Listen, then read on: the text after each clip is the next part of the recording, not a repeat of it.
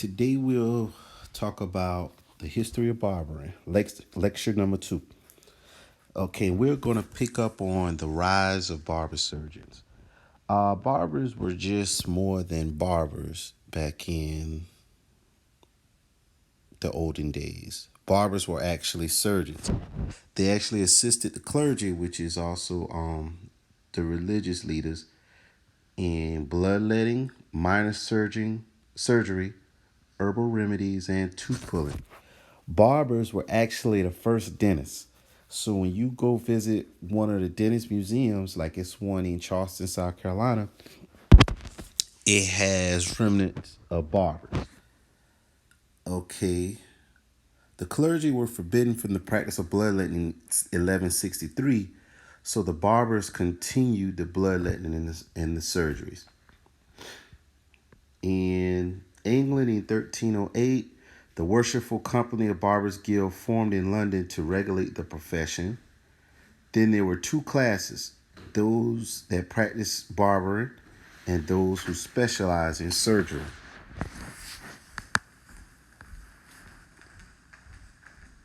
Okay. Then that was reunited by the Act of Parliament in 1540 by King Henry VIII, and the alliance was completely dissolved in 1745. Okay, let's talk a little bit about a famous barber surgeon in France during the Renaissance period. And as we know, a Renaissance means a resurgence, a rebirth. So you had your first barber surgeon organization that was formed in 1096. Then the Barber Surgeon Guild was formed in 1371. It was a gentleman by the name of Ambroise Paré. He was around during the Renaissance period of France, but he is known as the father of modern surgery. So just think about that for a minute. A barber is known as a father of modern surgery. I often ask myself, when you go to a dentist's office, when you go to a doctor's office, I want you guys to pay attention to the demeanor, the decor, the professionalism of that office and of that practitioner. And then I want you to visit your local barbershop. And I want you to observe those same attributes. And what I want you to do is ask yourself, what is the similarities and what is the difference? And if barbering was here first before dentistry, then barbers should be the leaders of professionalism, work habits, things of that nature, as opposed to the other way around. So the barber surgeons also flourished in Germany. They were brought to America by Dutch and Swedish settlers to look after colonists. Okay, this is what I want to talk about right here. The barber pole. How many of you guys ever noticed the barber pole outside of a barbershop? Pretty much everybody. That's the single most identified for barbershops. Now, recently, this sacred symbolism for barbers has been taken under fire through legislation. They're trying to deregulate the use of the barber pole. For instance, it's been said that the only people that can use it are licensed barbershops. But now they want to deregulate it so anybody can use it. What does that mean for you? Well, you take big box discount cutters like salon cutters and cost cutters and great clips. They cut hair, but they can't use a razor for shades. Why? Because they're not a barbershop. They're actually a salon. So salons under the current law cannot use the barber pole. But if it's deregulated, they can use it. So they would be not really deceiving, but you can say they would be deceiving the people into believing that this is a barbershop when in actuality it's cosmetologists who are cutting hair. So that's why have been fighting through legislation to prevent that from getting passed. But anyway, the colors, red, white, and blue.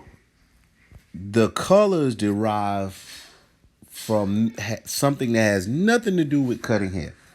The red stood for the bandages. The red stood for blood. White stood for bandages. The blue stripe was for the veins in your body. The bottom end cap was the basin where people would catch lather and or sometimes blood through the surgery procedure.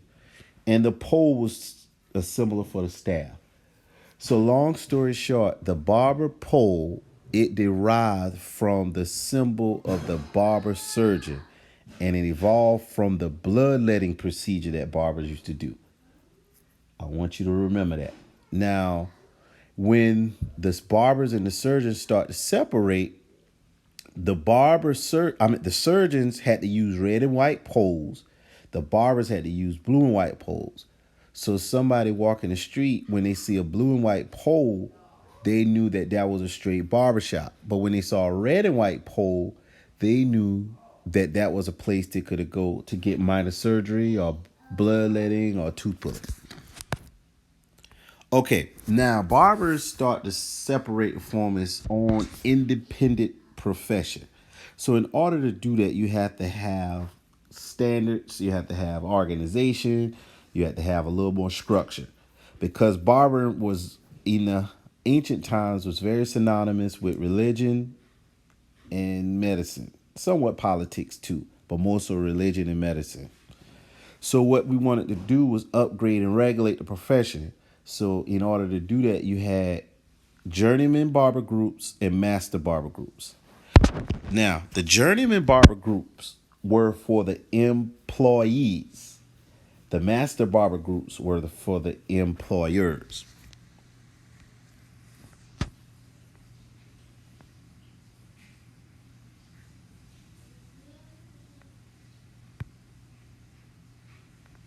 Okay, here we go. These organizations help to establish precedents and standards that are part of today's barber profession. Okay, then we had the Protective Association, which was formed in 1886. Then you had a gentleman by the name of A.B. Moeller.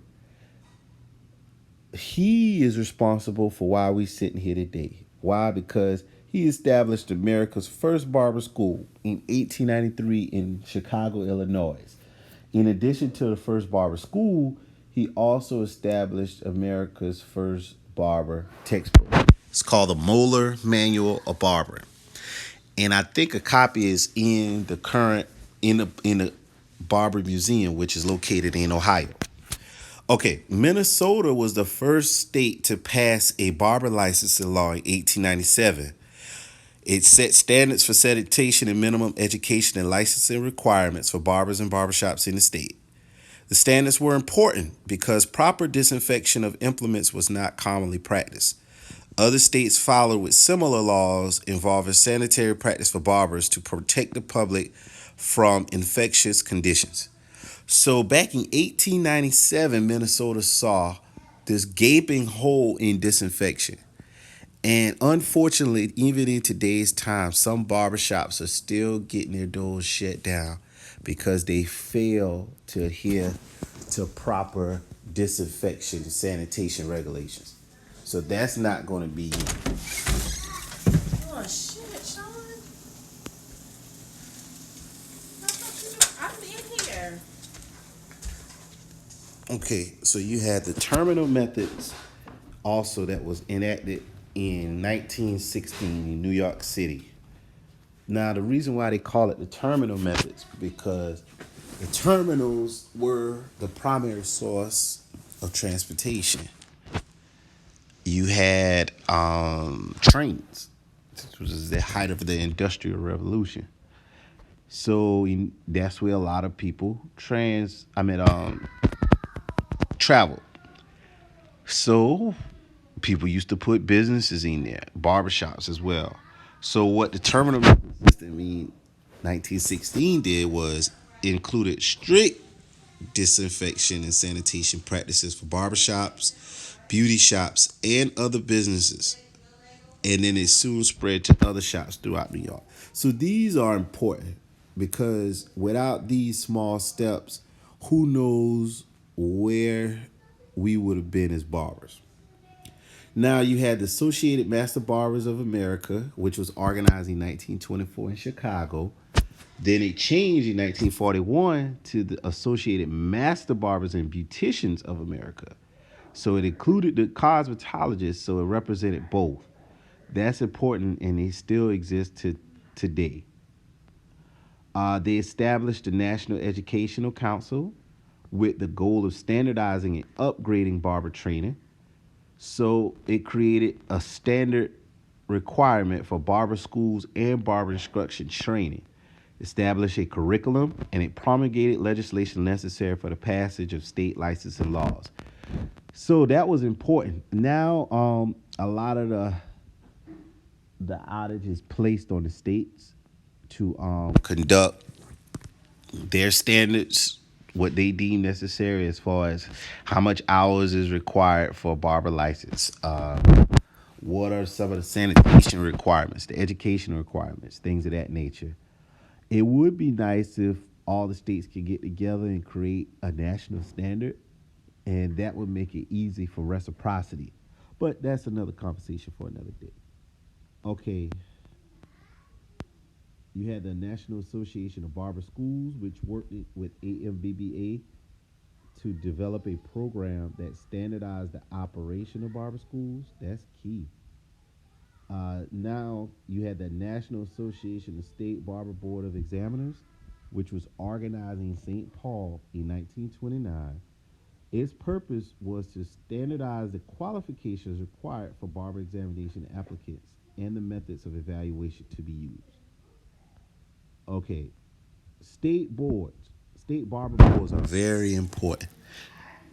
Contrary to what you may hear, the state barber boards are not your enemy, they are your friend. You know why? Because they are primarily concerned with the protection of the health, safety, and welfare of the public. They do this through the maintenance of high educational standards to ensure competent and skilled services, licenses of individuals and shops, and enforcement of infection control laws. So I'm gonna give you a quick example. You love to eat chicken. I'm imagining some people do, some people don't, but you love to eat some kind of food. How would you feel if nobody was regulating that food? How it was produced, how it was produced, how it was sold, what if it's meat, what type of things are going into these animals?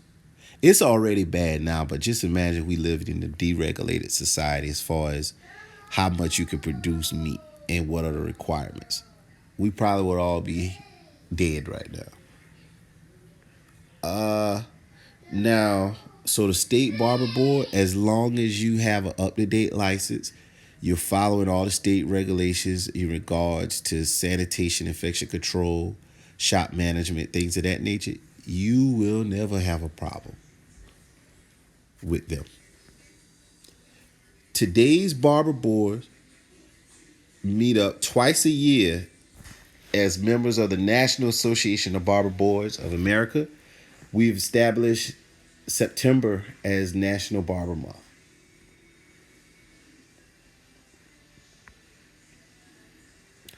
And some of their objectives want to promote continuous education in the barbering industry, develop a curriculum for educating barbers, develop standards for licensing and policing the barber industry, to develop standards for procedures for examining barbers, among others. So they are very key in what we do. Okay, let's finish up. We did that. Okay, here we go.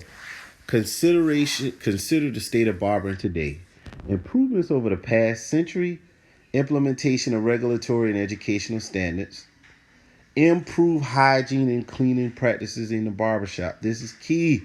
You can't be a barber and you're dirty. You can't be a barber and you're not operate infection control.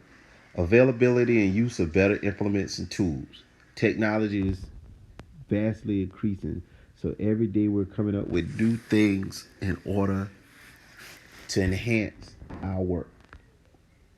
We have mandatory study of anatomy. Why? Because we want to recognize anatomical features that may be beneficial through massage, identifying key points in hair design, things of that nature. Study of products and preparations using facial, scalp, and hair treatments. You want to have a basic product knowledge so you can educate and recommend the best options for your clients. Uh, as we said in the previous lecture, barbering is cyclical, meaning trends they change constantly. In the 40s and 50s, you had the heyday of American barbershops. Then when the Beatles appeared on the Ed Sullivan show, people started to wear what they call the long hair, the hippie look. It was a long hair revolution for men. In the 80s, you start to see unisex salons. So it was the cost cutters, the Regises. They start to emerge because people wanted quick services. In the 90s, the full service salons and spas. So you could go in and pretty much get anything. Today, resurgence is in barbering. People are loving barbers these days. We get many new schools that's opening because of the interest in the industry. We got independent and franchise shops. Barbering flourishing as an art of manliness, meaning it's nothing for a man to get pampered, getting a shampoo, a conditioner, correct products that creates the effective style that this guy's looking for. Those of that nature. And now, after 2010, the beards are really coming back. Just like how we talked about in the historical times where the emperors were pretty much manipulating the trends as far as beards concerned. Nowadays, a beard is very much in style. And that's it.